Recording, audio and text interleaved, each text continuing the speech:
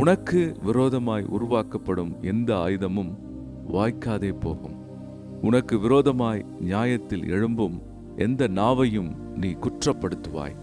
இது கர்த்தருடைய ஊழியக்காரரின் சுதந்திரமும் என்னால் உண்டான அவர்களுடைய நீதியுமா இருக்கிறது என்று கர்த்தர் சொல்லுகிறார். அன்பானவர்களே, உங்களுக்கு விரோதமாய் உருவாக்கப்படுகிற எந்த ஆயுதமும் வாய்க்காதே போகும் என்று ஆண்டவர் சொல்லுகிறார்.